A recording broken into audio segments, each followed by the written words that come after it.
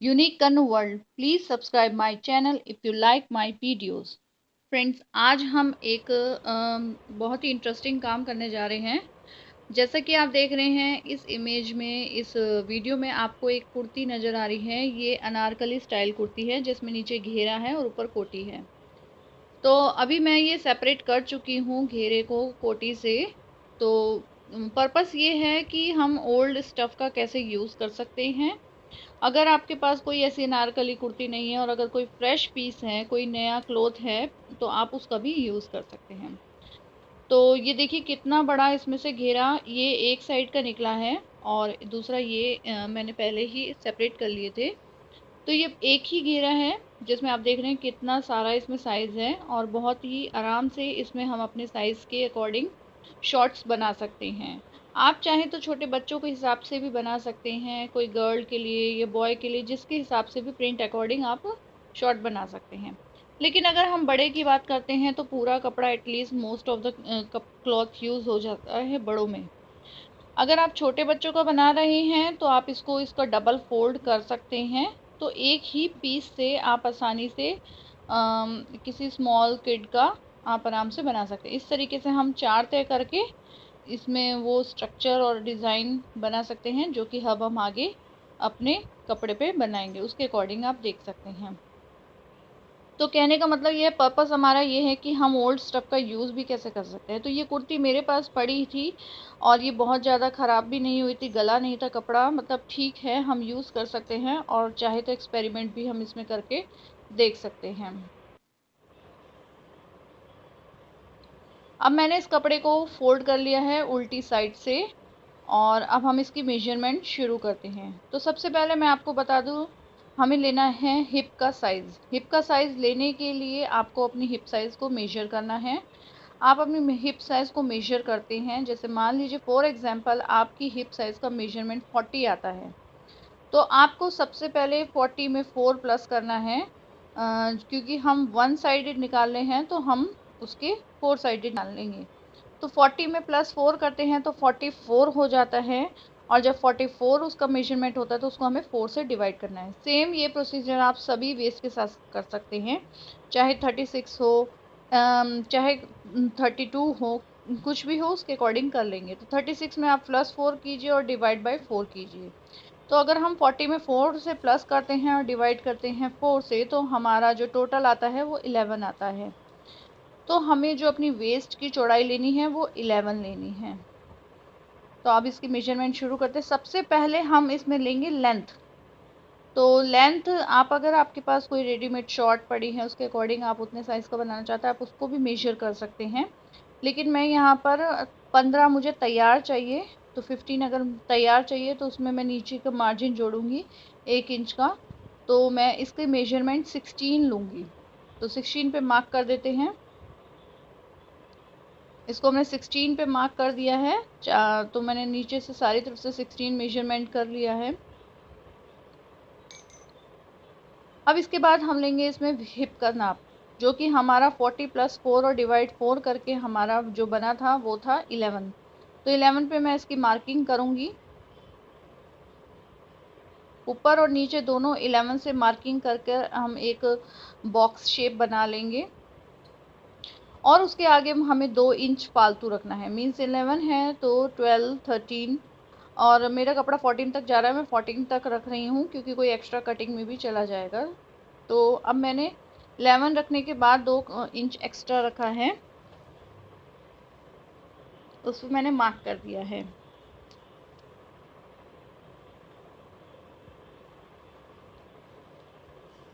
अब हमें लेना है आसन। आसन जनरली आप अपनी शॉर्ट से भी नाप सकते हैं कि आपके अगर कोई जो बिल्कुल सही फिटिंग की है शॉर्ट्स, उसमें कितना आसन आ रहा है उसके अकॉर्डिंग। इसमें मैं जो ले रही हूँ 10.5 का निशान लगा कर ले रही हूँ, 10:30 या 11 तक भी आप इससे आराम से ले सकते हैं।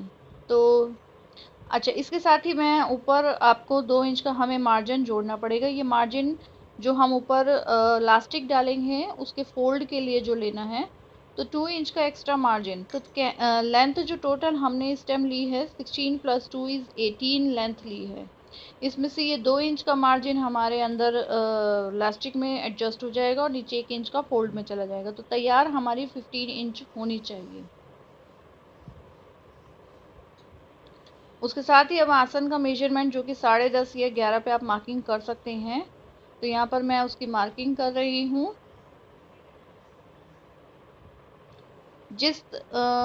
इस साइड मैंने फोल्ड रखी है और जिस तरफ मैं मार्किंग कर रही हूँ उस तरफ अनफोल्डेड है। मैंने अभी कपड़े को सिर्फ 2 साइडेड फोल्ड करा है, 4 फोल्ड नहीं करा है। पहला पर्दा कट करने के बाद हम उसे दूसरे पर्दे पर रखकर कटिंग कर लेंगे इजीली। अब हमें यहाँ से जहाँ पर 11 पे निशान लगाया है वहाँ से हम 2 इंच और एक्स्ट्रा उसकी चौड़ाई लेंगे और एक एल शेप क्रिएट कर देंगे।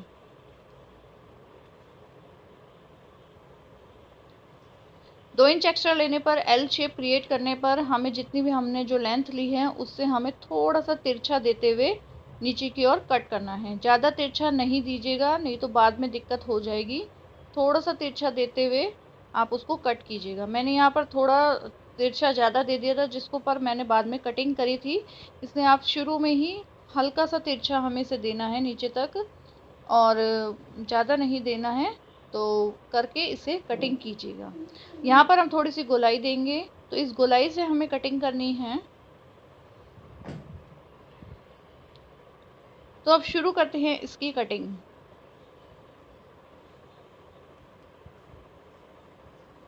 ये जो मैंने तिरछा ज़्यादा दे दिया था इसने बाद में दिक्कत करी थी, इसलिए थोड़ा सा कम तिरछा अगर हम देंगे तो आपको कोई दिक्कत या परेशानी इसमें नहीं होने वाली है।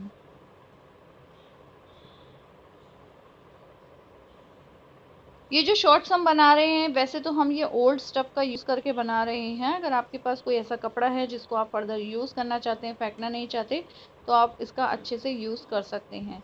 अदरवाइज़ आप एक अच्छा प्रिंट का या फ्रेश प्रिंट का कपड़ा लेके इसका भी शॉर्ट्स बना सकते हैं और बहुत आसानी और ईजीली हम इसकी बना सकते हैं क्योंकि बहुत सिंपल कटिंग है। हमने सिर्फ लेंथ ली है, ऊपर और नीचे मार्जिन ऐड करा है, इसमें आसन ड्रॉ करा है और 2 इंच की ओर बढ़ाते हुए इसको एक शेप देते हुए हमने कटिंग करी। That's it. इतनी सी इसकी मेजरमेंट है जो कि हमने कर ली है। अब ये हमारा एक पीस कट गया, मीन्स एक लेग कट गया है। तो अब दूसरे के लिए हम दूसरे कपड़े को फोल्ड करके इसको उसके ऊपर रखकर इसकी कटिंग कर लेंगे।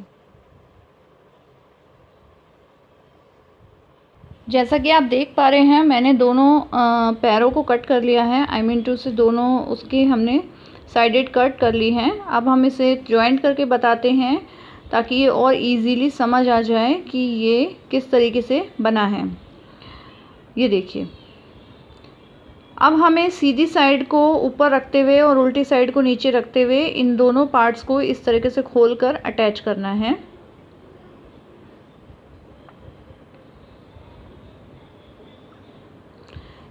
इस टाइम मैंने दोनों सीधी साइड्स को आपस में जॉइंट करके अटैच कर दिया है और दोनों ही उल्टी साइड ऊपर और नीचे की तरफ है। अब हमें यहाँ से लेकर यहाँ तक स्टिचिंग लगानी है।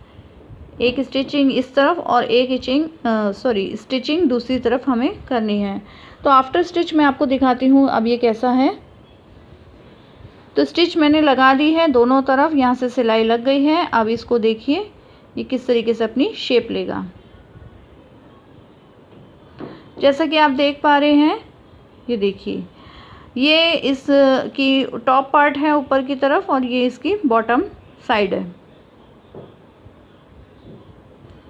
तो अब टॉप पार्ट में हमें क्या करना है? अब टॉप पार्ट के लिए हमें इसे एक नेफा बनाना है जिसे कहते हैं, इसको फोल्ड करना है जिसके के अंदर हम लास्टिक डालेंगे। इसकी चौड़ाई इतनी रखें जितनी कि आप अपनी लास्टिक रखना चाहते हैं।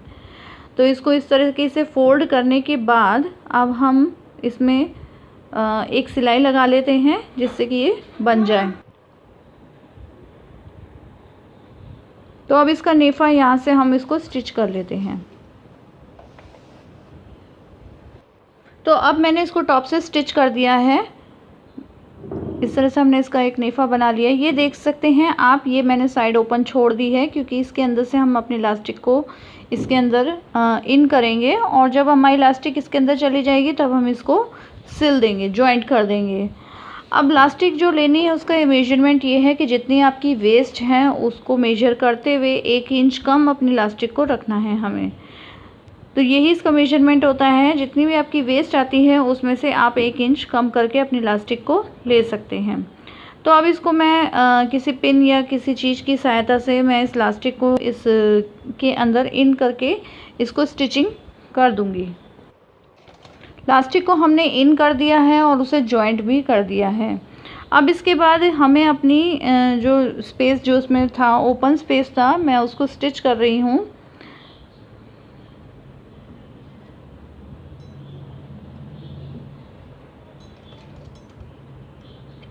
तो इस ओपन एरिया को भी स्टिच कर देंगे हम। और उसके बाद हमें बिल्कुल बीचों बीच इलास्टिक के बीचों बीच एक सिलाई लगानी है, जिससे कि इसमें एक अच्छे से जो घेरा जो बन जाती हैं चुन्नटें होती हैं वो इसमें प्रॉपर तरीके से सेट हो जाए। तो इलास्टिक को थोड़ा सा खींचते हुए हमें इसके बीचों बीच बिल्कुल एक सिलाई लगानी है। तो हमने इसके मिड में एक सिलाई लगा दी है और ये इस तरीके से अब ऊपर का पार्ट बन चुका है। अब हमें नीचे के पार्ट पे काम करना है। आप देख सकते हैं ये जो कटिंग है ये थोड़ी एक्स्ट्रा जो टेढ़ी हो गई थी उसकी वजह से ये थोड़ी सी अजीब सी लग रही है। अब हम इसे कट कर देंगे, कोई बात नहीं। अब हमें नीचे से फोल्ड देना है ताकि इसका नीचे बॉटम का बेस भी थोड़ा सा हैवी हो जाए, बहुत ज़्यादा लाइट वेटेड ना हो। इस तरीके से अब हमें फ़ोल्ड करके इस पर भी एक सिलाई लगा लेनी है। अब मैंने नीचे और ऊपर दोनों से अच्छे से फोल्ड कर लिया है। अब हमें इसको जॉइंट करना है। तो ये एक्स्ट्रा कॉर्नर्स को कट करते हुए अब हम इसे जॉइंट करेंगे। इनको जॉइंट करने का तरीका ये है कि हम इन दोनों पेयर्स को एक साथ सिलाई लगाएंगे और इन दोनों को एक साथ लगाएंगे। इस तरीके से वी सी शेप में हमें इसकी स्टिचिंग देनी है। ये जो कॉर्नर्स हैं इसको मैं कट कर रही हूँ ताकि आसानी से मैं सिलाई लगा सकूँ, क्योंकि ये बाद में अलग से दिखने लगेंगे तो इनका कोई यूज़ नहीं है, तो इन्हें हमें कट ही करना होगा।